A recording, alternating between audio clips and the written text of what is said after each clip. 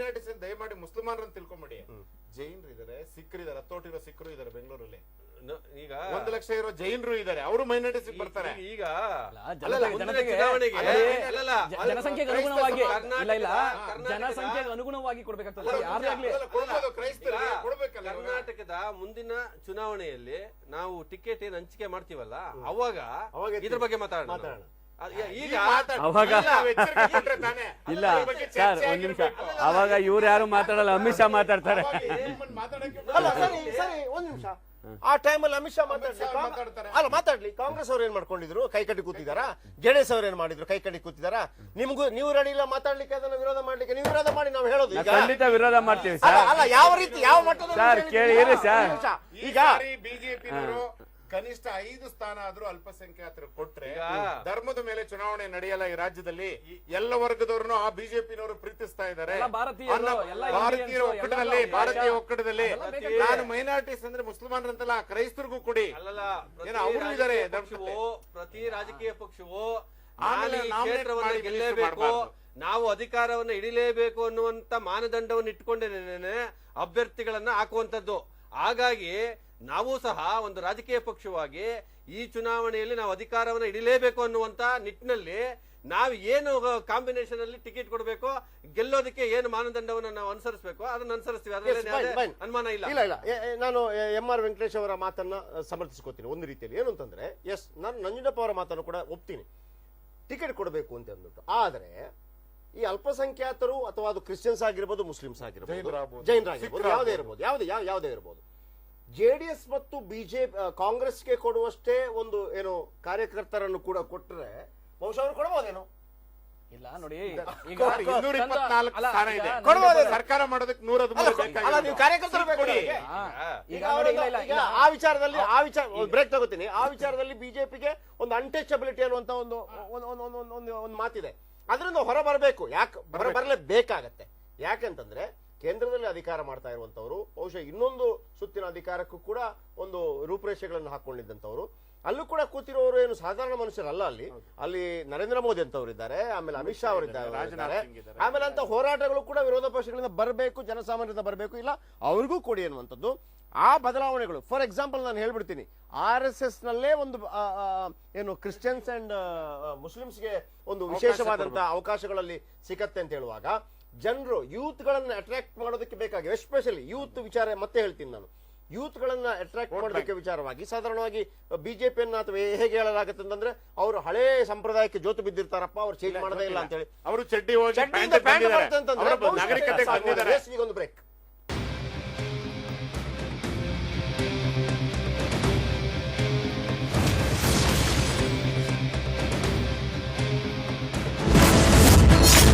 Note ಬ್ಯಾನ್ನಿಂದ ದೇಶದ ಆರ್ಥಿಕತೆ ಚೇತರಿಕೆ.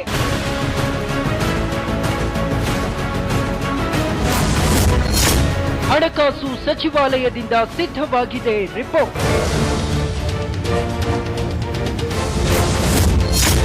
ನೋಟು ನಿಷೇಧದ ಫಲ ಪಡೆಯಲು ಬಿಜೆಪಿ ಸನ್ನದ್ಧ.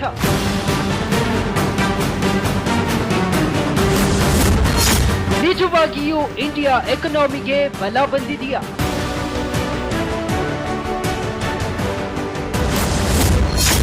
ಸರ್ಕಾರದ ವರದಿ ಎಷ್ಟು ಸತ್ಯ, ಎಷ್ಟು ಮಿಥ್ಯ?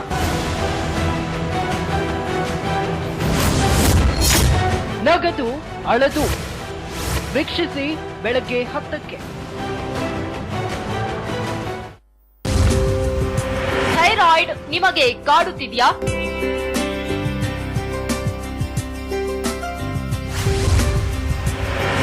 ಥೈರಾಯ್ಡ್ ಮಹಿಳೆಯರಲ್ಲೇ ಹೆಚ್ಚಾಗಿ ಬರಲು ಕಾರಣವೇನು?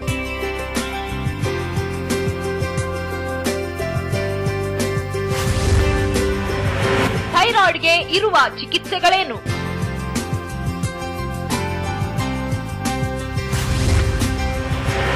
ಥೈರಾಯ್ಡ್ ಟೆನ್ಷನ್ ವೀಕ್ಷಿಸಿ ಡಾಕ್ಟರ್ ಸಮಯ ಮಧ್ಯಾಹ್ನ 1:30ಕ್ಕೆ. ಈ ವಾರ ರಿಲೀಸ್ ಆದ ಸಿನಿಮಾಗಳು ಎಷ್ಟು? ಹೈ ಬಜೆಟ್ ಸೂಪರ್ ಕಾನ್ಸೆಪ್ಟ್, ಕಥೆಯಲ್ಲಿ ಧಮ್ಮಿದೆ, ಮ್ಯೂಸಿಕ್ ಲಿರಿಕ್ ಕಿಕ್ ಕೊಡುತ್ತೆ, ಆಕ್ಷನ್ ಜೋರಾಗಿದೆಯಾ, ಸೆಂಟಿಮೆಂಟ್ ಪ್ರೇಕ್ಷಕರನ್ನ ಸೆಳೆಯುತ್ತೆ, ಕಟ್ಟುನಿಟ್ಟು ವಿಶ್ಲೇಷಣೆ, ಖಡಕ್ ವಿಮರ್ಶೆ.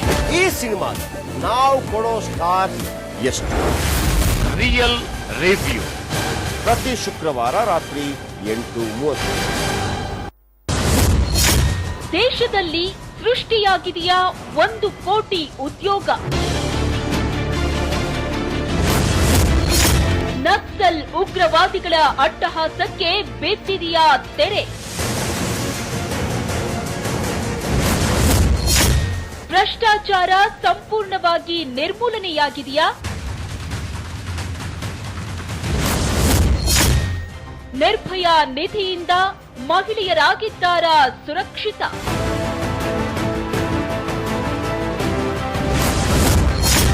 ನರೇಂದ್ರ ಮೋದಿ ಸರ್ಕಾರಕ್ಕೆ ದೇಶವಾಸಿಗಳಿಂದ 16 ಪ್ರಶ್ನೆ.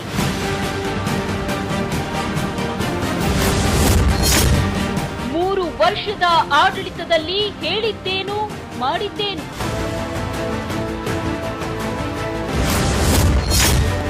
ಮೂರು ವರ್ಷ 16 ಪ್ರಶ್ನೆ.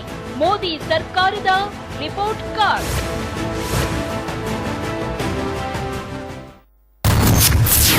ಮಾನವನ ಉಗಮದ ಬಗ್ಗೆ ಎದ್ದಿದೆ ಬಿಗ್ ಡೌಟ್.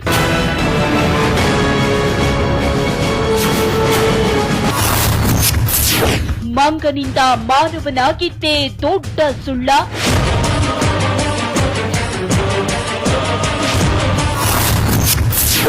ಬದಲಾಗುತ್ತಾ ವಿಕಸನವಾದದ ಇತಿಹಾಸ.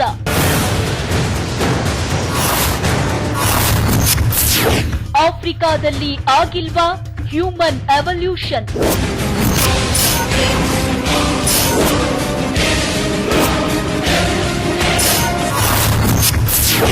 ಮಾನವನ ಮೂಲ.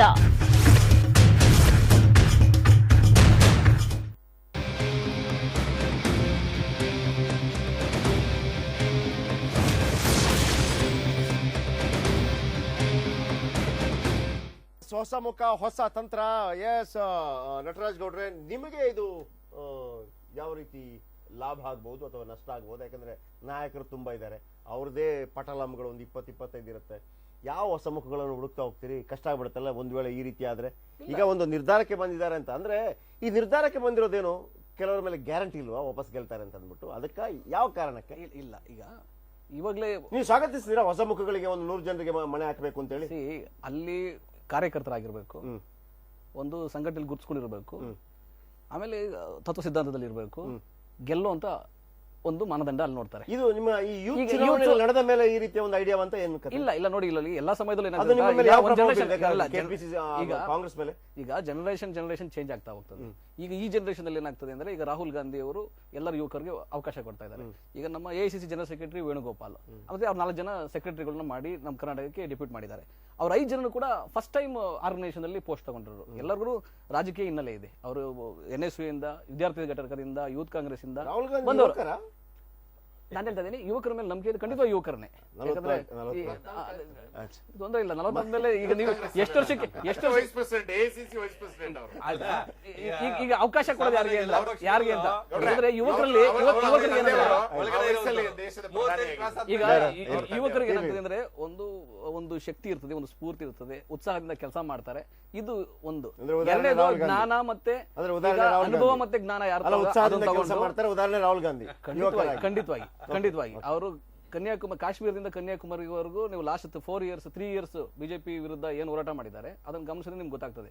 ಯಾಕಂದ್ರೆ ಈ ಭೂ ಸ್ವಾಧೀನ ಕಾಯ್ದೆಯನ್ನ ಆರ್ಡಿನೆನ್ಸ್ ಮುಖಾಂತರ 3 ಸಲ ತಂದಾಗ ಅಲ್ಲಿಂದ ಇಲ್ಲಿವರೆಗೂ ಪಾದಯಾತ್ರೆ ಮಾಡಿದ್ರು. ಅವರು ಎಲ್ಲ ರಾಜ್ಯಗಳಿಗೆ ಹೋಗಿ ರೈತರ ಮೇಲೆ ಸಪೋರ್ಟ್ ಮಾಡಿ ಹೋರಾಟ ಮಾಡಿ ಆ ಭೂ ಸ್ವಾಧೀನ ಕಾಯ್ದೆಯನ್ನ ವಾಪಸ್ ತಗೊಳ್ತಾರ ಮಾಡಿದ್ರು. ಸೊ ಇದು ಹೋರಾಟ. ಆ ಹೋರಾಟ ಎಲ್ಲಾ ಸಮಯದಲ್ಲೂ ಮಾಡ್ತಾನೆ ಇದ್ದಾರೆ, ಇವಾಗಲೂ ಕೂಡ ಮಾಡ್ತಾ ಇದ್ದಾರೆ. ಡಿಮಾನಿಟೇಷನ್ ನೋಡಿದ್ರಿ.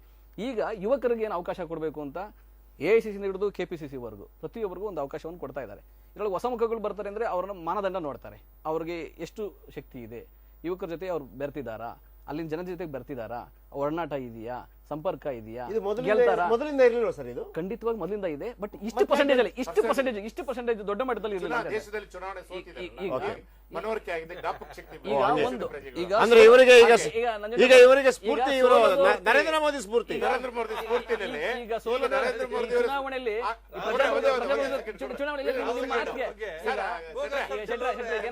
ಶೆಟ್ರ ಈಗ ಏನಾದ್ರು ತಾವು ಇವರು ನರೇಂದ್ರ ಮೋದಿ ಅಮಿತ್ ಶಾ ಅವರು 75 ವಯಸ್ಸು ನಿರ್ಧಾರ ಮಾಡಿದ್ದಾರೆ. ರಿಟೈರ್ಡ್ ಮಾಡಿದ್ದಾರೆ. ತಮ್ಮಲ್ಲಿ ಏನಾದ್ರು ಆ ಕಾರ್ಯಕ್ರಮ ಏನಾದ್ರು ಇದೆಯಾ? ಈಗ ನೋಡಿ, ನಮ್ಮಲ್ಲಿ ಆತರ ಕಾರ್ಯಕ್ರಮ ನಮ್ಮಲ್ಲಿ ಅಗತ್ಯ ಇಲ್ಲ. 65, ಯಾರ್ಯಾರಿಗೆ 70 ಯಾರ್ಯಾರು ಇಲ್ಲ ಅದು ಅವ್ರಿಗೆ ಇಟ್ಕೊಳ್ಳಿ, ನಾವು ಅದನ್ನ ಫಾಲೋ ಮಾಡ್ಲೇಬೇಕಂತ ಏನಿಲ್ಲ. ಬಟ್ ಅದು ತಪ್ಪು ಅಂತ ನಾನು ಹೇಳಲ್ಲ. ಅದು ಅವ್ರ ಪಕ್ಷದ ಈಗ ವಿಷಯ. ಅದಕ್ಕೆ ಆದ್ರೆ 75 ನಂತರದಾದ್ರೆ ನಿಮಗೆ 75% ಕಾಂಗ್ರೆಸ್ ಇಲ್ಲ, ಕಾಂಗ್ರೆಸ್ 75% ಕಾಂಗ್ರೆಸ್ ಇಲ್ಲ. 65 ಆದ್ರಲ್ಲೇ ಇಲ್ಲ. ಬಹುಶಃ ಅದಕ್ಕೆ ಹುಡುಕ್ತಾ ಇರ್ಬೇಕಲ್ಲ ನೀವು ಫೇಸು. ಈಗ ನಮ್ಮಲ್ಲಿ ಏನಂದ್ರೆ ನೀವಾಗಿ 75% ಏನಾದ್ರು ಮಾಡ್ರಿ ಇವಾಗ. ಅಲ್ಲ 75 ಅಂತ ಹೇಳ್ಬೇಡಿ. ಈಗ ಖರ್ಗೆ ಅಭಿಮಾನಿಗಳು ನಿಮ್ಮನ್ನು ಬಿಡಲ್ಲ, ಆಮೇಲೆ ಓಡಿಸ್ಕೊಂಡ್ಬರ್ತಾರೆ. ಇಲ್ಲ ಬಿಜೆಪಿಲಿ ತುಂಬಿರೋರೆಲ್ಲ 75 ವರ್ಷ ದಾಟಿದಾರಲ್ಲ, ಅವರೆಲ್ಲರೂ ಸಕ್ರಿಯವಾಗಿದ್ದಾರೆ ಅಂತ. ಈಗ ನಮ್ಮಲ್ಲಿ ಎಸ್ ಎಂ ಕೃಷ್ಣ ಅವರು ಕೂಡ ಅವ್ರು ಯಾವ ಏಜ್ ನಲ್ಲಿ ಲೆಕ್ಕ ಹಾಕೊಂಡು ಅವ್ರನ್ನ ಸ್ವಾಗತ ಮಾಡಿದಾರಲ್ಲ. ಸೊ ಹಂಗಾಗಿ ಆ ಪಕ್ಷ ನೋಡಿ, ಹೇಳಿಕೆ ಹೇಳೋದೊಂದು ಮತ್ತೆ ಮಾಡೋದೊಂದು ಬಿಜೆಪಿಲಿ ಆ ರೀತಿ ನಮ್ಮಲ್ಲಿ ಇಲ್ಲ. ನಾವು ಹೇಳಲ್ಲ. ಹೇಳಿದೊಂದು ಮಾಡಿದೊಂದು. ಈಗ ಅವ್ರು 75 ವರ್ಷಕ್ಕೆ ರಿಟೈರ್ ಮಾಡ್ಬಿಡ್ತಾರ? ಅವ್ರ ಕೆಲಸ ಮಾಡ್ಲಿಕ್ಕೆ ಯೋಗ್ಯತೆ ಇಲ್ವಾ, ಅವ್ರ ಶಕ್ತಿ ಇರಲ್ವಾ? ಈಗ ಅವರಲ್ಲಿ ಅಡ್ವಾಣಿ ಅವರು ಇದ್ದಾರೆ, ಮುರಳಿ ಮನೋಹರ್ ಜೋಶಿ ಅವರು ಇದ್ದಾರೆ, ಎಲ್ಲ ಹಿರಿಯ ನಾಯಕರು ಇದ್ದಾರೆ. ಅವರೆಲ್ಲ 75 ವರ್ಷ ಆದ್ಮೇಲೆ ಸಂಪೂರ್ಣ ರಿಟೈರ್ಮೆಂಟ್ ತಗೊಂಡು ಮನೇಲೇ ಇದ್ದಾರೆ. ಇಲ್ಲ, ಸಕ್ರಿಯವಾಗಿ ಇಲ್ಲ ಸಕ್ರಿಯವಾಗಿ ಮಂತ್ರಿ ಸ್ಥಾನ, ಜವಾಬ್ದಾರಿ ನೋಡಿ, ಏನೋ ಒಂದ್ ಮಾತ್ರ ಕೊಡ್ತೀನಿ, ಒಂದ್ ಕೊಡಲ್ಲ ಅಂತ ಹೇಳಲ್ಲ. ಅದು ಅವ್ರ ಹೇಳಿಕೆ ಏನಂದ್ರೆ ಅವ್ರಿಗೆ ಅನುಕೂಲ ತಕ್ಕಂತೆ ಹೇಳಿಕೆಗಳು ಕೊಡ್ತಾರೆ. ಅವ್ರ ಅನುಕೂಲ ತಕ್ಕಂತೆ ಅವ್ರ ಹೇಳಿಕೆಗಳು ಕೊಡ್ತಾರೆ. ಬಟ್ ನಮ್ ಕಾಂಗ್ರೆಸ್ ಪಕ್ಷದಲ್ಲಿ ಆತರ ಏನಿಲ್ಲ. ಬಟ್ ಆದ್ರೆ ಎಲ್ಲಾ ಹಿರಿಯರ ಜ್ಞಾನ ಅನುಭವನ ತಗೊಂಡು ಯುವಕರು ಉತ್ಸಾಹ ಮತ್ತೆ ಶಕ್ತಿಯಿಂದ ಸಂಘಟನೆ ಮಾಡ್ತಾರೆ ಅಂತ ಹೇಳಿ ಅವಕಾಶ ಕೊಡ್ತಾರೆ. ಈಗ ನೀವ್ ಹೇಳೋ ಪ್ರಕಾರ ಈಗ ಶಾಮನೂರು ಶಿವಶಂಕರಪ್ಪ ಅವರಿಗೆ ನೆಕ್ಸ್ಟ್ ಟಿಕೆಟ್ ಇದೆಯಾ ಇಲ್ವೋ? ಈಗ ಎಸ್ ಮಲ್ಲಿಕಾರ್ಜುನ್ ಶಾಮನೂರು ಶಿವಶಂಕರಪ್ಪ ಅವರಿಗೆ ಟಿಕೆಟ್, ಅವರು ಧರ್ಮಸಿಂಗ್ ಅವರಿಗೆ ಟಿಕೆಟ್ ಇದೆಯಾ ಇಲ್ವೋ? ಖಂಡಿತವಾಗಿ ಅವ್ರಿಗೆ ಗೆಲ್ತಾರೆ ಅಂತ ಅವ್ರಿಗೆ ಅವಕಾಶ ಇದೆ. ಅವ್ರಿಗೆ ಖಂಡಿತವಾಗಿ ಗೆಲ್ತಾರೆ. ಮತ್ತೆ ನೀವು ಯಾವ ಹೊಸ ಮುಖ ತೋರಿಸೋದು? ಇಲ್ಲ ನಾನು ಹೇಳ್ತೀನಿ ಕೇಳಿ. ಈಗ ಮಕ್ಕಳನ್ನ ತೋರಿಸಿ ನೋಡಿ, ಈಗ ಶೆಟ್ರೆ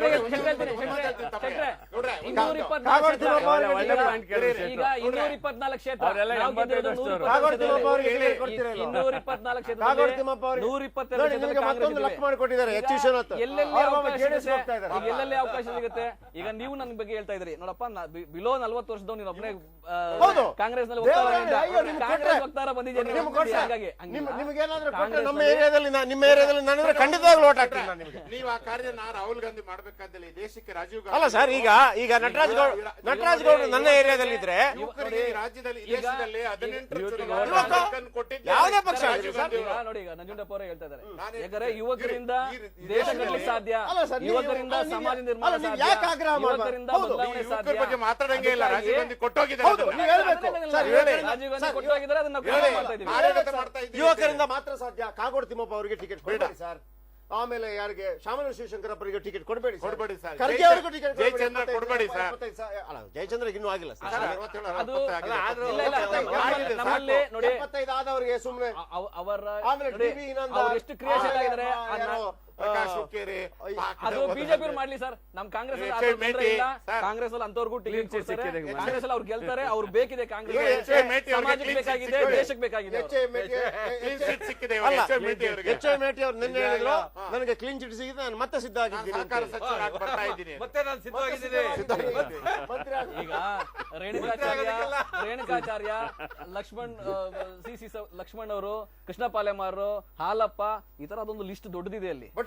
ಅಲ್ಲಿ ತುಂಬಾ ದೊಡ್ಡದಿದೆ ಲಿಸ್ಟ್. ಅವ್ರು ಬ್ಲೂ ಫಿಲಂ ನೋಡಿದ್ರ ಇಲ್ಲ ಅತ್ಯಾಚಾರ ಆರೋಪದಲ್ಲಿ ಸಿಗಾಕೊಂಡ್ರ ನಾನು ಅವ್ರ ಬಗ್ಗೆ ನಾನು ಮಾತಾಡಲ್ಲ. ಬಟ್ ನಮ್ಮ ಪಕ್ಷದಲ್ಲಿ ಬ್ಲೂ ಫಿಲ್ಮ್ ನೋಡಿದವ್ರಿಗೆ ನಿಮ್ಮ ಮೇಟಿಗೆ ಏನ್ ಸರ್ ವ್ಯತ್ಯಾಸ? ನೋಡಿ, ರಾಜಕೀಯ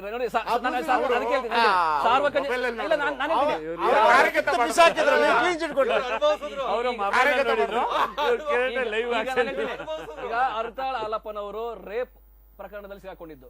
ಆಕೆ ವ್ಯಕ್ತಿ ಮಹಿಳೆ ಬಂದು ನಾನು ರೇಪ್ ಮಾಡ್ದಂತ ಹೇಳಿದ್ದು. ರೇಣುಕಾಚಾರ್ಯರ ಮೇಲೆ ರೇಪ್ ಮಾಡಿದ್ದೀನಿ ಅಂತ ಒಂದು ಅಟೆಂಪ್ಟ್ ಅಂತ ಹೇಳಿ ಕೇಸ್ ಆಗಿದ್ದು. ನಾವು ಇದನ್ನ ಒಪ್ಪಲ್ಲ. ನಾನು ಹೇಳ್ತೀನಿ, ಇಲ್ಲ ವೆಂಕಟೇಶ್ ಅವರೇ ಮಾತಾಡಕ್ಕೆ, ಈಗ ವೆಂಕಟೇಶ್ ಅವರೇ ಮಾತಾಡಕ್ಕೆ ಅವಕಾಶ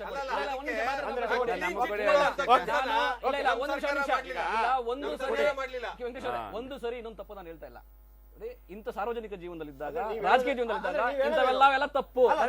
ಇದೆಲ್ಲ ತಪ್ಪು ನಾನು ಹೇಳ್ತಾ ಇದ್ದೀನಿ. ಹೇಳದೇನು ಯುವಕರಿಗೆ ಕೊಟ್ರೆ ಹಿಂಗೆಲ್ಲ ಆಗತ್ತೆ ಅಂತ, ಮುದುಕರಿಗೆ ಕೊಡಿ ಅಂತ. ನೋಡಿ, ನಾನು ಮುದುಕರಿಗೆ ಈಗ ನೀವೇನೋ ಸೆಂಟೆನ್ಸ್ ಏನೋ ಸೇರಿಸಬೇಡಿ. ಬಟ್ ನಾನು ಒಂದೇ ಹೇಳ್ತೀನಿ ನೋಡಿ. ಈಗ ರಾಜಕೀಯ ಚುನಾವಣೆಗಳು ಏನ್ ಗೊತ್ತಾ, ಅಲ್ಲಿ ಯುವಕರು, ವಯಸ್ಸಾದವರು ಅಥವಾ ಆತರ ಅಂತ ಎಲ್ಲರೂ ಬೇಕಾದ್ರೆ ಇಲ್ಲ ನೋಡಿ ಈಗ ಅದು ಬಿಜೆಪಿ ಬೇಕಾದ್ರೆ ಏನ್ ಬೇಕಾದ್ರೂ ಮಾಡ್ಕೊಳ್ಳಿ, ಜೆಡಿಎಸ್ ಅವ್ರು ಏನ್ ಬೇಕಾದ್ರೂ ಮಾಡ್ಕೊಳ್ಳಿ. ಕಾಂಗ್ರೆಸ್ ನಲ್ಲಿ ಏನ್ ಗೊತ್ತಾ, ಎಲ್ಲ ಮಾನದಂಡ ಅವರು ಸಕ್ರಿಯವಾಗಿ ಕ್ರಿಯಾಶೀಲವಾಗಿ ಇದ್ದಾರಾ, ಗೆಲ್ತಾರಾ, ಖಂಡಿತವಾಗಿ ಅವರು ಹಾಗಿದ್ರೆ ಆನೆಸ್ಟ್ ಕಳೆದ ಸಲ ಆಗಿದ್ದಾರಾ, ನಾವು think ಮಾಡಿಲ್ಲ. ಪ್ರಾಮಾಣಿಕವಾಗಿದ್ದಾರಾ? ಹಾಗಿದ್ರೆ ಕಳೆದ ಬಾರಿ ಥಿಂಕ್ ಮಾಡಿದೀವಿ, ಈಗಲೂ ಥಿಂಕ್ ಮಾಡ್ತೀವಿ, ಮುಂದಕ್ಕೂ ಥಿಂಕ್ ಮಾಡ್ತೀವಿ. ಇದೇ ನಮ್ಮ ಸಿದ್ಧಾಂತ. ಥಿಂಕ್ ಮಾಡಿ ಇವತ್ತು ಇದೇ 44 ಯಾಕೆ ಬಂತು ಸರ್? 122 ಯಾವುದು 44 ಬಂತು. ಸಿ ನೋಡಿ, ಇದು ಒಂದು ರಾಜಕೀಯ ಬದಲಾವಣೆ. ಏನು ಗೊತ್ತಾ, ಪ್ರಜಾಪ್ರಭುತ್ವದಲ್ಲಿ ಒಂದು ಅವಕಾಶ ಇರುತ್ತೆ. ಒಬ್ರು ಗೆಲ್ತಾರೆ, ಒಬ್ರು ಸೋಲ್ತಾರೆ. ಕಳೆದ 10 ವರ್ಷ ನಾವು UPA ಸರ್ಕಾರ ಇತ್ತು. 10 ವರ್ಷ 2004 2014 ಜನ ಬದಲಾವಣೆ ಬೇಕಂತ ಹೇಳಿದ್ದಾರೆ. ಇಲ್ಲ ಮೋದಿ ಮರಳುಗೆ ಜನ ಮತ್ತೆ ಬೇಕು ಅಂತ ಕೇಳಿದ್ದಾರೆ. ಸಿದ್ದರಾಮಯ್ಯನವರಿಗೆ ಮತ್ತೆ ಅವಕಾಶ ಬೇಕು. ಸರ್ಕಾರ 10 ವರ್ಷ ಐತಲ್ಲ, 10 ವರ್ಷ ಈಗ ಜನ ಬದಲಾವಣೆ ಮಾಡಿಲ್ಲ. ಸಿದ್ದರಾಮಯ್ಯ ನೀವು ಸರ್ಕಾರ ನಾಯಕತ್ವನ ಬದಲಾವಣೆ ಮಾಡಿಲ್ಲ. ಮನಮೋಹನ್ ಸಿಂಗ್ ಬದಲಾವಣೆ ಮಾಡಿ ರಾಜಕಾರಣ ಮಾಡಬೇಕು. ಓಕೆ, ಪ್ರಕಾಶ್ ಅವರಿದ್ದಾರೆ. ಪ್ರಕಾಶ್ ಅವರೇ, ನಾನು ಯಾವತ್ತೂ ಕೂಡ ದೇವೇಗೌಡರನ್ನ ವಯಸ್ಕ ಅಂತ ಕರೆಯೋದಕ್ಕೆ ನಾನು ರೆಡಿ ಇಲ್ಲ. ಶಿವರಾಜ್ ಕುಮಾರ್ ಹೇಗೆ ಕನ್ನಡದಲ್ಲಿ ಚಿತ್ರನಟ ಆಗಿರ್ತಾರೋ ಹಾಗೆ ದೇವೇಗೌಡರಿಗೆ ಅವರಿಗಿರುವಂತ ಒಂದು ವಿಶೇಷ. 85 ವರ್ಷ ಆಗಿದೆ, ಆದ್ರೂ ಕೂಡ ದೇವೇಗೌಡರು ಕರ್ನಾಟಕದ ಆಸ್ತಿ. ಮೊನ್ನೆ ಕಾವೇರಿ ವಿಚಾರದಲ್ಲಿ 84ನೇ ವಯಸ್ಸಿನಲ್ಲೂ ಕೂಡ ಬಂದು ಮಹಾತ್ಮ ಗಾಂಧೀಜಿ ಸ್ಟ್ಯಾಚ್ಯೂ ಮುಂದೆ ವಿಧಾನಸೌಧದಲ್ಲಿ ಕೂತ್ರಲ್ಲ. ನಾವ್ ಹೇಳಿದ್ವಿ ಕರ್ನಾಟಕದ ಆಸ್ತಿ ಅಂತ, ನೀವ್ ಹೇಳಿದ್ರು JDS ಆಸ್ತಿ ಅಂತ. ನಾವು JDS ಆಸ್ತಿ ಅಲ್ಲ. ಕರ್ನಾಟಕದ ಈಗ ನೋಡಿ, ಒಂದ್ ಪಕ್ಷದ ರಾಷ್ಟ್ರೀಯ ಅಧ್ಯಕ್ಷರು ಅವರು ನೀವು ಕರ್ನಾಟಕದ ಆಸ್ತಿ ಅಂತ ಹೇಳ್ಬೋದು. ಅದೇ ರೀತಿ ಒಂದು JDS ಪಕ್ಷ ಕಟ್ಟಿ ಬೆಳೆಸಿದ್ದಾರೆ, ನಮ್ಮ ಪಕ್ಷದ ಆಸ್ತಿ ಅಂತ ಹೇಳ್ಕೊಂಡು ತಪ್ಪೇನಾಗುತ್ತೆ? ಯಂಗ್ ಜನರೇಷನ್ ಗೆ ಕೊಡ್ಬೋದಲ್ಲ. ರೇವಣ್ಣ ಅವರ ಮಗ ಹೆಂಗಿದಾರ ಸರ್, ಅವ್ರಿಗೆ ಅವರ ವರ್ಚಸ್ಸು ಅವ್ರು ಕೊಡಲ್ಲ. ಆಮೇಲೆ ನೀವು ಅದೇ ಅದೇ ಅದೇ ಮೊದಲೆಲ್ಲ ಬಾಂಬ್ ನಾಗನಿಗೆಲ್ಲ ಕೊಡ್ತಾ ಇದ್ರಿ ಟಿಕೆಟ್, ಇಂಥವ್ರಿಗೆ ಕೊಟ್ರೆ ಎಲ್ಲಿ ಗೆಲ್ಲತ್ತೆ? ನೀವು ಕೂಡ ನೀವು ಯಾವ ಚೇಂಜಸ್ ಮಾಡಿದ್ರಿ ಹೇಳಿ. ನೋಡಿ, ನೀವು ಈಗ HY ಮೆಟ್ಟಿನ್ ಮಾತಾಡ್ತಾ ಇದ್ರಿ, ಹೌದು. ಅವರು ಕೃಷ್ಣಪ್ಪ ಲಿಂಬರ್ದು ಆಲಪ್ಪನ್ ಬೇಕಲ್ಲ, ಬಾಂಬ್ ನಾಗ ಇದಾರಲ್ಲ, ಬಾಂಬ್ ನಾಗ ಇದಾರಲ್ಲ ನಿಮ್ಗೂ. ಅದು 10 ವರ್ಷದ ಹಿಂದೆ ಆ ಟೈಮಲ್ಲಿ ಕೊಟ್ಟಿರ್ಬೋದು, ನಾನು ಕೊಟ್ಟು ಸ್ಪರ್ಧೆ ಮಾಡಿದ್ರು. ಅದಾದ ನಂತರ ನಮ್ಮ ಪಕ್ಷಕ್ಕೂ ಅವರು ಯಾವುದೇ ರೀತಿ ಸಂಬಂಧ ಇಲ್ಲ, ಆಯ್ತಾ? ಅವತ್ತು ಈ ಮಟ್ಟದಲ್ಲಿ ಕ್ರಿಮಿನಲ್ ಆಗಿರ್ಲಿಲ್ಲ ಅಂತ ಕಾಣ್ತದೆ, ಆಯ್ತಾ? ಅವತ್ತು ಯಾವ್ದೋ ಇವತ್ತು ಯೂತ್ಸ್ಗೆ ನಮ್ಮ ಪಕ್ಷದಲ್ಲಿ ಕೇಳ್ಕೊಳ್ಳಿ, 150 ಸ್ಥಾನಗಳ ಈಗಾಗಲೇ ಪಟ್ಟಿ ಸಿದ್ಧ ಆಗಿದೆ. ಎಲ್ಲ ಹೊಸ ಮುಖಗಳಿಗೆ ಅವಕಾಶ ಕೊಡ್ತಾ ಇದೆ. ಈ ಬಾರಿ ಕುಮಾರಸ್ವಾಮಿ ಅವರ ನೇತೃತ್ವದಲ್ಲಿ ಯುವಕರಿಗೆ ತುಂಬಾ ಹೆಚ್ಚಿನ ಅವಕಾಶ ಕೊಡ್ತಾ ಇದ್ದೇವೆ. ಮತ್ತೆ ಹೊಸ ಮುಖ ಎರಡೂ ಪಕ್ಷಗಳಿಗೆ ಇಂಥ ನಾವು ಹೆಚ್ಚಿನ ಸ್ಥಾನಮಾನಗಳನ್ನ ಮೈನಾರ್ಟಿಗೆ ಇರ್ಬೋದು. ಪ್ರಜ್ವಲ್ ರೇವಣ್ಣ ಒಂದು ಕೊಡ್ಬೋದಿತ್ತಲ್ಲ ಸರ್? ಅದು ಪ್ರಜ್ವಲ್ ರೇವಣ್ಣ ಅವ್ರಿಗೆ ಕೊಡ್ತಕ್ಕಂಥ ವಿಚಾರ ಹೈಕಮಾಂಡ್ ಪರಿಶೀಲನೆಯಲ್ಲಿದೆ. ಅವ್ರು ಗೆಲ್ತಾರೆ, ಮತ್ತೆ ಅದು ಅವಶ್ಯಕತೆ ಇದೆ ಅಂದ್ರೆ ಮತ್ತೆ ನೀವು ಪ್ರಜ್ವಲ್ ರೇವಣ್ಣ ಕೊಟ್ರೆ ಮತ್ತೆ ನೀವೇ ಹೇಳ್ತೀರಿ ಒಂದೇ ಕುಟುಂಬಕ್ಕೆ ತಾತ ಆಯ್ತು, ಮಗ ಆಯ್ತು, ಮೊಮ್ಮಗ ಆಯ್ತು ಅಂತ ಅದನ್ನು ಕೂಡ ಹೇಳ್ತಾರೆ. ಅದರಿಂದ ಇವೆಲ್ಲವನ್ನ ಯೋಚನೆ ಮಾಡಿ. ನಮಗೆ ಏನು ಗೊತ್ತಾ, ಆಲ್ರೆಡಿ ಹೇಳ್ಬಿಟ್ಟಿದ್ದಾರೆ ಕುಟುಂಬ ರಾಜಕಾರಣ ಇದು 3ನೇ ತಲೆಮಾರಿಗೆ ಬಂದಿದೆ. ಈಗ ನೀವು ಅದ್ರ ಬಗ್ಗೆ ತಲೆ ಕೆಡಿಸ್ಕೋಬೇಡಿ. ನೀವು ಆಲ್ರೆಡಿ H. ವಿಶ್ವನಾಥ್ ಅವರನ್ನ ಕರ್ಕೋತಾ ಇದ್ದೀರಿ. ಆಲ್ರೆಡಿ ಅವ್ರ ಮೊನ್ನೆ ಸ್ಟೇಟ್ಮೆಂಟ್ ಮಾಡಿದ್ದಾರೆ.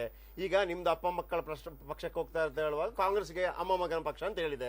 ಆಮೇಲೆ ಇವರೇನು ಕಡಿಮೆ ಇಲ್ಲ, ಈಶ್ವರಪ್ಪನವ್ರು ತಗೊಳ್ಳಿ, ಅವರ ಮಗನನ್ನ ತಗೊಳ್ಳಿ, ಜಗದೀಶ್ ಶೆಟ್ಟರ್ ತಗೊಳ್ಳಿ, ಅವ್ರ ತಮ್ಮನನ್ನ ತಗೊಳ್ಳಿ, ಆಮೇಲೆ ಯಡಿಯೂರಪ್ಪನವ್ರನ್ನ ತಗೊಳ್ಳಿ, ಅವರ ಮಗನನ್ನ ತಗೊಳ್ಳಿ. ಇವತ್ತು ಎಲ್ಲಾ ರಾಜಕಾರಣಿಗಳು ಮಕ್ಕಳು ರಾಜಕಾರಣಕ್ಕೆ ಬಂದಿದ್ದಾರೆ ಸರ್. ಈಗ ಏನ್ ಗೊತ್ತಾ ಸರ್, ಎಲ್ಲಾ ಪಕ್ಷಗಳು ವಸುದೈವ ಕುಟುಂಬಕಂ. ಕರೆಕ್ಟ್, ತಾವ್ ಹೇಳಿದ್ರಿ. ಇಲ್ಲ ನೋಡಿ, ಈಗ ನಾವು ಪ್ರಜ್ವಲ್ ರೇವಣ್ಣ ಅವರು ಈಗಾಗಲೇ ಹಲವಾರು ಬಾರಿ ಹೇಳಿದ್ದಾರೆ, ನಾವು ನೇರ ಚುನಾವಣೆ ಎದುರಿಸ್ತೇವೆ. ಈಗ ಪ್ರಾಬ್ಲಮ್ ಇದೆಯಾ ಸರ್ ನಿಮ್ಗೆ ಏನಾದ್ರು ಪ್ರಜ್ವಲ್ ರೇವಣ್ಣ ಅವರಿಗೆ ಯಂಗ್ ಕೊಡ್ಲಿಕ್ಕೆ? ಏನ್ ಪ್ರಾಬ್ಲಮ್?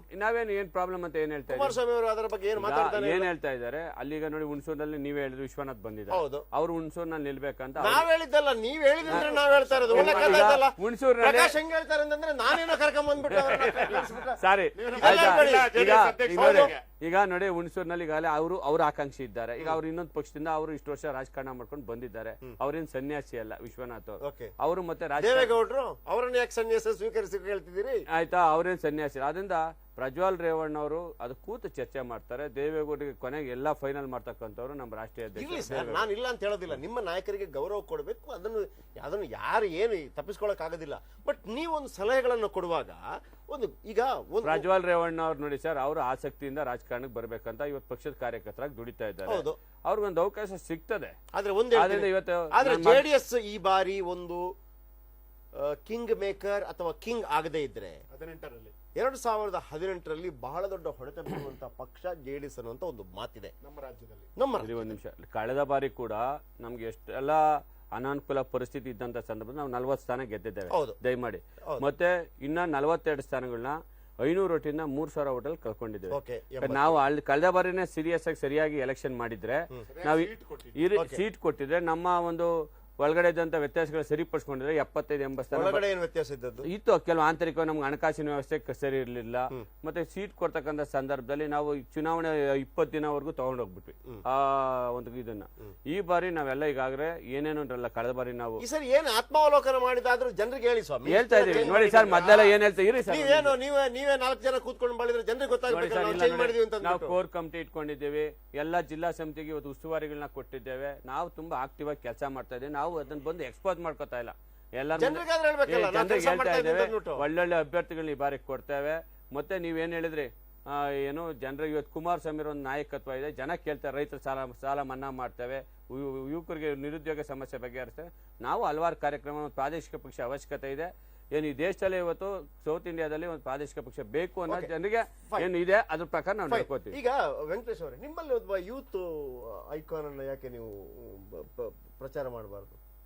ಅಲ್ಲ, ಈಗ ನಿಮ್ಗೆ ನಮ್ಮ ಯಡಿಯೂರಪ್ಪರ ಯುವ ಮೋರ್ಚಾ ನಮ್ಮ ಯುವ ಮೋರ್ಚಾ ಅಧ್ಯಕ್ಷರು ಏನಿದ್ದಾರೆ ಪ್ರತಾಪ್ ಸಿಂಹ ಅವರು, ಅವ್ರಿಗೆ ಮೈಕ್ ಕೊಡಬಾರ್ದು, ಬಾಕಿ ಇಲ್ಲಾಂದ್ರೆ ಮೈಕ್ ಎಲ್ಲ ಮಾತಾಡ್ಲಿಕ್ಕೆ ಬಿಡಬಾರ್ದು. ಆಕ್ಟಿವ್ ಆಗಿ ನೋಡಿ, ಅಲ್ಲ ಆಕ್ಟಿವ್, ಅಷ್ಟು ಓವರ್ ಆಕ್ಟಿವ್ ಸರ್.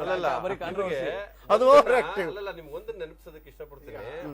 ಕಳೆದ ಚುನಾವಣೆಯಲ್ಲಿ ನಮ್ಮ ಬಿಜೆಪಿ ಪಕ್ಷ ಬೇರೆ ಬೇರೆ ಕಾರಣಗಳಿಗೋಸ್ಕರ 3 ಭಾಗ ಆಗಿಲ್ಲ ಅಂದಿದ್ರೆ, ನಾವು ಕಳೆದ ಫಲಿತಾಂಶವನ್ನೇ ಇಟ್ಟುಕೊಂಡು ಮಾತಾಡೋದೇ ಆದ್ರೆ ಕನಿಷ್ಠ 80ರಿಂದ 90 ಸೀಟನ್ನ ನಾವು ಗೆಲ್ತಾ ಇದ್ವಿ. ಅಧಿಕಾರಕ್ಕೆ ಬರೋದಿಲ್ಲ, ಅಲ್ಲ, ಒಂದ್ ನಿಮಿಷ. ಅಧಿಕಾರಕ್ಕೆ ಬರೋದಿಲ್ಲ. ನಾನು ಅದನ್ನ ಹೇಳಿದ್ದು. JDS ಕಳೆದ ಸರ್ಕಾರ ಮಾಡಿ ಹೋಗ್ತಾ ಫಲಿತಾಂಶವನ್ನ, ಇದ್ರಿ. ಕಳೆದ ಚುನಾವಣೆಯ ಫಲಿತಾಂಶವನ್ನು ಆಧಾರವಾಗಿ ಇಟ್ಕೊಂಡು ಮಾತಾಡೋದಾದ್ರೆ ಬಂದಿದ್ರೆ ಕುಮಾರಸ್ವಾಮಿ ಸಿಎಂ ಆಗ್ತಿದ್ರು. ಅಲ್ಲ, ಒಂದ್ ನಿಮಿಷ. 80ರಿಂದ 90 ಸೀಟ್ ನಾವು ಗೆಲ್ತಾ ಇದ್ವಿ. Okay. ಅಂದ್ರೆ ನಾನು ಏನಕ್ಕೆ ಇದನ್ನ ಹೇಳಿದ್ ಕೊಟ್ಟೆ ಅಂದ್ರೆ, ಕಾಂಗ್ರೆಸ್ ಪರವಾಗಿ ಯಾವುದೇ ಅಲೆ ಇರಲಿಲ್ಲ. ಇಂಥ ಒಡಕಿನ ಲಾಭದ ಮೇಲೆ ಇವತ್ತು ಇದು ಅಧಿಕಾರಕ್ಕೆ ಬಂದಿದೆ. ಹಾಗಾಗಿ ಈ ಅಧಿಕಾರವನ್ನ ಉಳಿಸ್ಕೊಳ್ಳುವಂತ ಎಲ್ಲಾ ಅವಕಾಶಗಳನ್ನು ಅದು ಕಳ್ಕೊಂಡಾಗಿದೆ. ಅತಿಯಾದ ಭ್ರಷ್ಟಾಚಾರ, ಇನ್ನೊಂದು ಕಡೆ ದಕ್ಷ ಮತ್ತು ಪ್ರಾಮಾಣಿಕ ಅಧಿಕಾರಿಗಳು, ಒಂದು ಮುಕ್ತವಾದಂತ ವಾತಾವರಣದಲ್ಲಿ ಕೆಲಸವನ್ನ ಮಾಡಕ್ಕೆ ಆಗದೆ ಇರತಕ್ಕಂಥ, ಅಲ್ಲ ಈಗೆಲ್ಲ ಮುಗ್ದ ಅಧ್ಯಾಯ, ಅದೆಲ್ಲ ಮುಗ್ದ ಅಧ್ಯಾಯ. ಇವತ್ತು ನಮ್ಮ ವರಿಷ್ಠರು ಅತ್ಯಂತ ಖಡಕ್ ಆಗಿ ಯಾರ್ಯಾರಿಗೆ ಏನೇನು ಸ್ಪಷ್ಟ ಸೂಚನೆಗಳನ್ನು ಕೊಡ್ಬೇಕು ಕೊಟ್ಟಾಗಿದೆ. ಹಾಗಾಗಿ ಮುಂದಿನ ದಿನಗಳಲ್ಲಿ ಅಂತ ಒಂದು ಗೊಂದಲಗಳ ವಾತಾವರಣ ಇರೋದಕ್ಕೆ ಸಾಧ್ಯನೇ ಇಲ್ಲ. ಬಟ್ ನೀವು ಎಲ್ಲ ಒಂದಾದ್ರಿ, ಆದ್ರೆ ಎಲ್ಲ ಒಂದಾದ್ರ ವಿಚಾರವನ್ನ ಇಡ್ಲಿ ತಗೊಂಡು ಹೋಗ್ಬಿಡ್ತು ಸರ್. ಅದು ಮಾಧ್ಯಮಗಳು ಮಾಡಿರ್ತಕ್ಕಂಥ ಕೆಲಸ. ಯಾಕೆ ಅಂತ ಅಲ್ಲಲ್ಲ ಹಂಗಲ್ಲ ನೋಡಿ, ಅವರು ದಲಿತ ಕುಟುಂಬಗಳೇನೇನೆ ಅದಕ್ಕೆ ಸ್ಪಷ್ಟನೆ ಕೊಟ್ಟಿದ್ದಾರೆ. ಮತ್ತೆ ಅವರು ನಾವು ಮಾಡಿರೋದನ್ನೇ ನಮ್ಮ ನಾಯಕರು ತಿಂದಿದ್ದಾರೆ, ಮತ್ತೆ ಬೇರೆಯವರಿಗೆಲ್ಲರೂ ನಾವು ಹೊರಗಡೆ ಹೋಟ್ಲಿಂದ ತಂದಿದ್ದೀವಿ ಅನ್ನುವಂತ ತೆಲಂಗಾಣ ಸಿಎಂ ನಿನ್ನೆ ಒಂದು ಸ್ಟೇಟ್ಮೆಂಟ್ ಕೊಟ್ಟಿದ್ದಾರೆ. ತೆಲಂಗಾಣ ಸಿಎಂ ನಿನ್ನೆ ಒಂದು ಸ್ಟೇಟ್ಮೆಂಟ್ ಕೊಟ್ಟಿದ್ದಾರೆ. ಅಮಿತ್ ಶಾ ಅವರು ದಲಿತರ ಮನೆಗೆ ಹೋಗಿ ಹೋಟ್ಲಿಂದ ಊಟ ತರಿಸ್ಕೊಂಡು ತಿಂದಿದ್ದಾರೆ ಅಂತ ತೆಲಂಗಾಣ ಸಿಎಂ ನಿನ್ನೆಯ ಹೇಳಿಕೆ. ಇದು ಇವತ್ತಿನ ಮಾಧ್ಯಮಗಳಲ್ಲಿ ಇದೆ. ಬಿಜೆಪಿ ಇದು ಸ್ಪಷ್ಟ ನಿಲುವು ಏನಂದ್ರೆ, ದಲಿತರು, ಆಂಟಿ ದಲಿತರು, ದಲಿತರ ವಿರುದ್ಧ, ಮುಸ್ಲಿಂ ಇಲ್ಲ ಅಲ್ಪಸಂಖ್ಯಾತರ ವಿರುದ್ಧ, ಇದಂಗೇನೆ. ಆದ್ರೆ ಇವ್ರು ಒಂದು ಮಾತು ಹೇಳಿದ್ರು, 4 ವರ್ಷಗಳ ಈಗ ನಾವು ಸೆಲೆಬ್ರೇಟ್ ಮಾಡ್ಕೊಳ್ಳಲ್ಲ, ಏನೋ ನಾವು ಅವ್ರ ಮನೆಗೆ ಊಟಕ್ಕೆ ಹೋಗ್ತಾ ಇದೀವಿ ಅಂತ. ನಾವು ಅವ್ರ ಜೊತೆಗಿದ್ದೀವಿ, ಶಾಶ್ವತವಾಗಿ ಅವ್ರ ಜೊತೆಗಿದ್ದೀವಿ, ನಾವು ಅವ್ರ ಜೊತೆ ಇದ್ದೀವಿ, ಆಯ್ತಾ? ಅವ್ರ ನಾವು ಭಾಗಿಯಾಗಿದ್ದೀವಿ. ನಾವು ಅದನ್ನ ಹೇಳ್ಕೋಬೇಕಾಗಿಲ್ಲ, ನಿಮ್ ಮನೆಗೆ ಹೋಗ್ತಾ ಇದೀವಿ ಅಂತ. ಕಾಂಗ್ರೆಸ್ ಸರ್ಕಾರ 4 ವರ್ಷಗಳ ಅವಧಿಯಲ್ಲಿ ಹಿಂದೆ ಎಂದು ಕಾಣದಂತ ಇಡೀ ಇಂಡಿಯಾದಲ್ಲಿ 30 ರಾಜ್ಯಗಳಲ್ಲಿ ಮಾಡಿದಂತ ಒಂದು ಸಾಧನೆಯನ್ನ ಕರ್ನಾಟಕ ಸರ್ಕಾರ ಮಾಡಿದೆ. ಖರ್ಚು ಮಾಡೋದು, ಬಿಡುಗಡೆ ಮಾಡೋದು ಎಷ್ಟು ಅಂದ್ರೆ 6,000 ಚಿಲ್ಲರೆ ಕೋಟಿ, ಖರ್ಚು ಮಾಡೋದು ಎಷ್ಟು ಅಂದ್ರೆ 4,500 ಕೋಟಿ.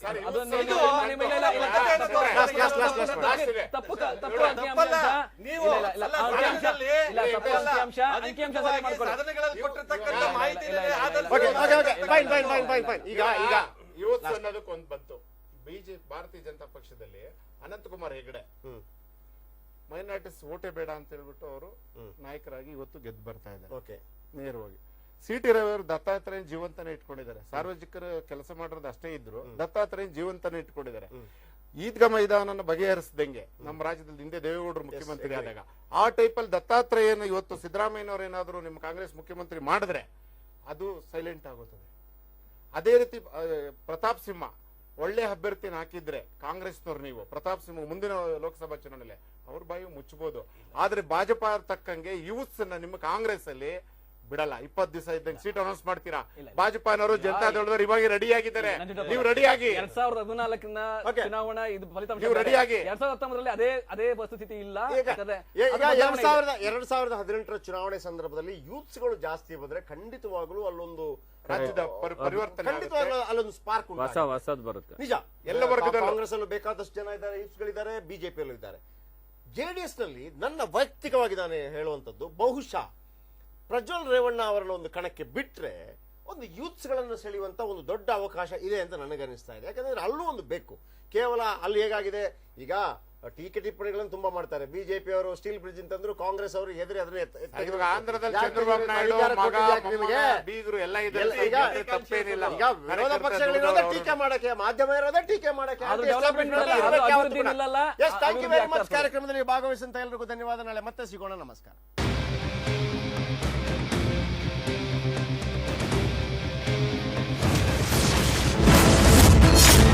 ನೋಟ್ ಬ್ಯಾನ್ನಿಂದ ದೇಶದ ಆರ್ಥಿಕತೆ ಚೇತರಿಕೆ.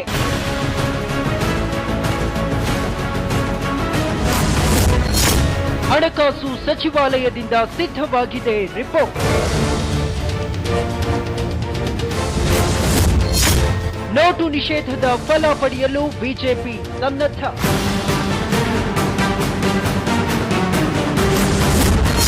ನಿಜವಾಗಿಯೂ ಇಂಡಿಯಾ ಎಕಾನಮಿಗೆ ಬಲ ಬಂದಿದೆಯಾ?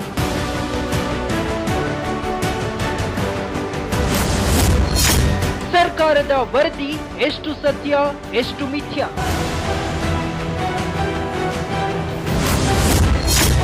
ನಗದು ಅಳದು ವೀಕ್ಷಿಸಿ ಬೆಳಗ್ಗೆ 10ಕ್ಕೆ. ಥೈರಾಯ್ಡ್ ನಿಮಗೆ ಕಾಡುತ್ತಿದೆಯಾ?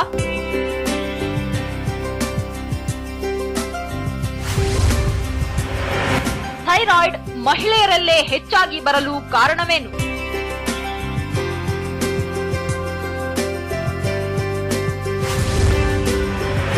ಥೈರಾಯ್ಡ್ಗೆ ಇರುವ ಚಿಕಿತ್ಸೆಗಳೇನು?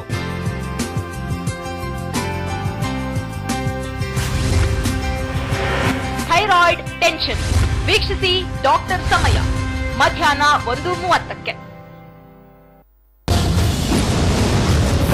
ಈ ವಾರ ರಿಲೀಸ್ ಆದ ಸಿನಿಮಾಗಳು ಎಷ್ಟು? ಹೈ ಬಜೆಟ್ ಸೂಪರ್ ಕಾನ್ಸೆಪ್ಟ್, ಕಥೆಯಲ್ಲಿ ಧಮ್ಮಿ, ಮ್ಯೂಸಿಕ್ ಲಿರಿಕ್ ಕಿಕ್ ಕೊಡುತ್ತೆ, ಆಕ್ಷನ್ ಜೋರಾಗಿದೆಯಾ, ಸೆಂಟಿಮೆಂಟ್ ಪ್ರೇಕ್ಷಕರನ್ನ ಸೆಳೆಯ, ಕಟ್ಟುನಿಟ್ಟು ವಿಶ್ಲೇಷಣೆ, ಖಡಕ್ ವಿಮರ್ಶೆ. ಈ ಸಿನಿಮಾದ ನಾವು ಕೊಡೋ ಸ್ಟಾರ್ ಎಷ್ಟು? ರಿಯಲ್ ರಿವ್ಯೂ ಪ್ರತಿ ಶುಕ್ರವಾರ ರಾತ್ರಿ 8:30. ದೇಶದಲ್ಲಿ ಸೃಷ್ಟಿಯಾಗಿದೆಯಾ 1 ಕೋಟಿ ಉದ್ಯೋಗ? ನಕ್ಸಲ್ ಉಗ್ರವಾದಿಗಳ ಅಟ್ಟಹಾಸಕ್ಕೆ ಬಿದ್ದಿದೆಯಾ ತೆರೆ? ಭ್ರಷ್ಟಾಚಾರ ಸಂಪೂರ್ಣವಾಗಿ ನಿರ್ಮೂಲನೆಯಾಗಿದೆಯಾ? ನಿರ್ಭಯ ನಿಧಿಯಿಂದ ಮಹಿಳೆಯರಾಗಿದ್ದಾರಾ ಸುರಕ್ಷಿತ?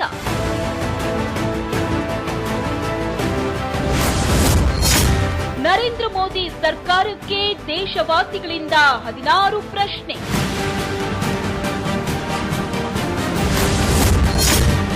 ಮೂರು ವರ್ಷದ ಆಡಳಿತದಲ್ಲಿ ಹೇಳಿದ್ದೇನು, ಮಾಡಿದ್ದೇನು?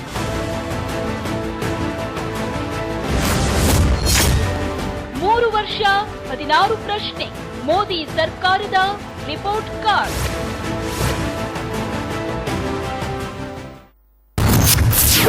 ಮಾನವನ ಉಗಮದ ಬಗ್ಗೆ ಎದ್ದಿದೆ ಬಿಗ್ ಡೌಟ್.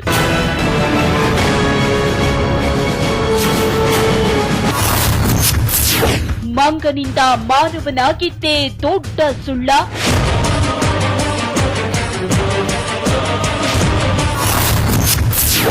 ಬದಲಾಗುತ್ತಾ ವಿಕಸನವಾದದ ಇತಿಹಾಸ.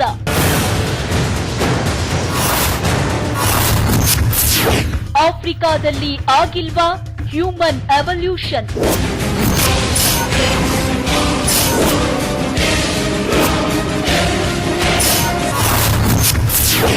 ಮಾನವನ ಮೂಲ.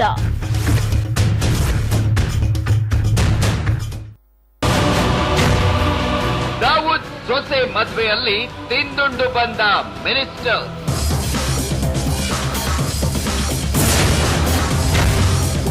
ಭೂಗತ ಪಾತಕಿಯ ಮನೆ ಮದುವೆಯಲ್ಲಿ ಟಾಪ್ ಪೊಲೀಸರು ಭಾಗಿ. ಮಹಾರಾಷ್ಟ್ರ ಬಿಜೆಪಿ ಸರ್ಕಾರಕ್ಕೆ ಶುರುವಾಗಿದೆ ಹೊಸ ಪೀಕಲಾಟ.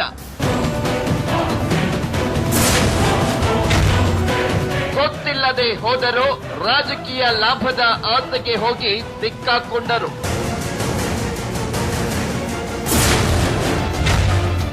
ಕಲ್ಯಾಣ ಕಂಟಕ